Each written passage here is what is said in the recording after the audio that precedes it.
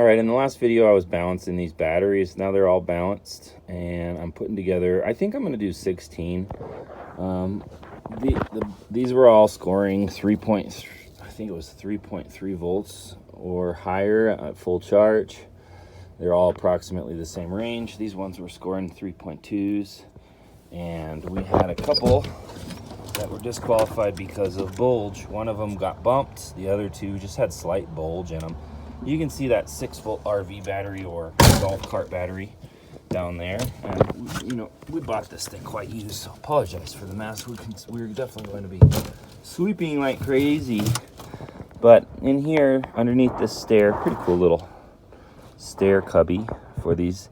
We have two 6 volts, which were in series. I just took that one out I showed you. And then the actual starter battery, which is itself 12 volts, excuse me. I'm not sure why the previous owner has this.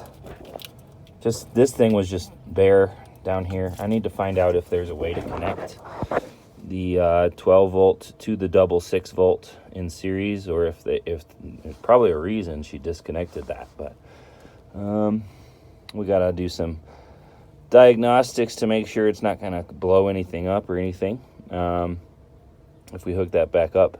But I see no reason why the starter battery shouldn't be mated in some way to the house battery, or in this case what will become the backup battery for the system. This particular RV uses, I think it's a relay, might be a solenoid or something, but it uses a relay of some kind to enable. If I turn this on when the battery was plugged in, it would turn red here, battery disconnect.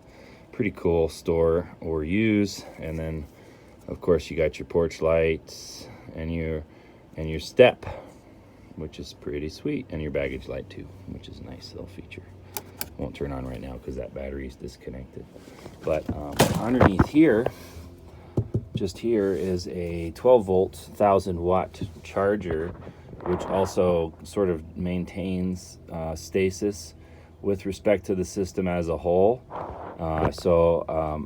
The old lead acid batteries ran quite nicely on that inverter, although they were getting a little long in the tooth from 2020, this year being 2023. 3-year-old RV batteries sort of getting to the end of life.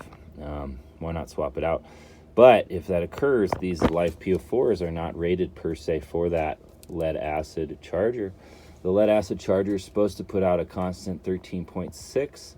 As I understand it, the risk being with a lead acid charger, it might run over the voltage to 15 or even 16 volts, which would cause a problem to these LiFePO4s, which are sensitive to the overcharge. So I'm trying to think of a solution. I've got an old, from my previous setup, two 24 volt chargers. I'm considering turning this into 24 volts. However, the problem being the whole RV is set up for 12 volts. So there are certain things like lights that would probably run more efficiently. There are other things like the refrigerator that might just up and die on me. So I don't really want to take a chance with that, going outside of the rated voltage. But in general, as is well understood, a higher voltage equals less amperage, which means less heat loss, which means more thin wires, which is a lower number actually for the gauge, or excuse me, a higher number for the gauge. It's backwards for wires. So a lower gauge means that the thickness of the cable is much thicker, and so when you go to switch over to 24 volt, everything just runs more efficiently, less copper required to produce the same results. But of course, if you over voltage an appliance or something like that, it's apt to fry.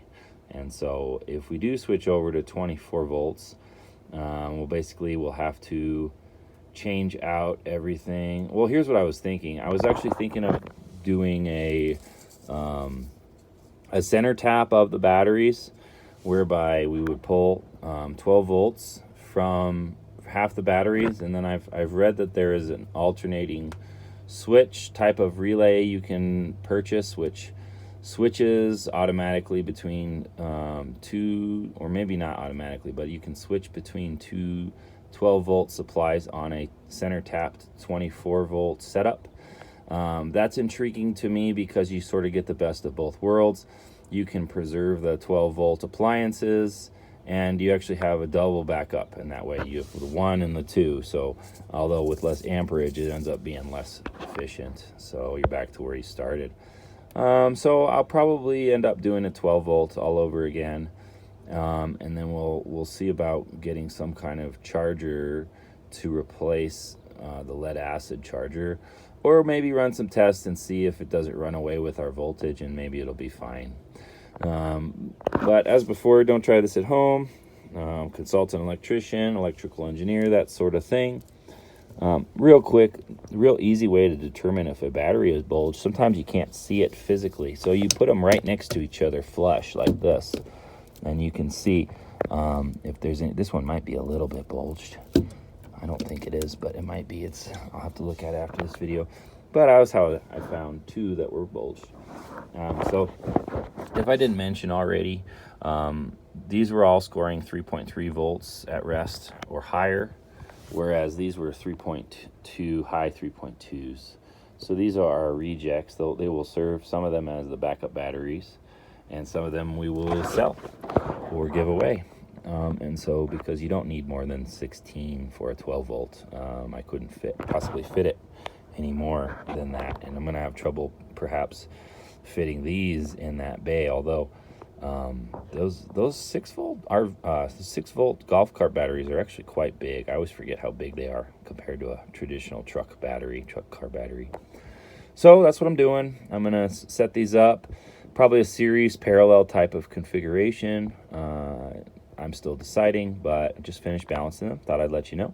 My name's Joseph over at WeCharg.com. That's WECHARG without the E.com, and also ZCHG.org, where we are changing the way the world thinks about energy. Have a wonderful day. We'll see you next time.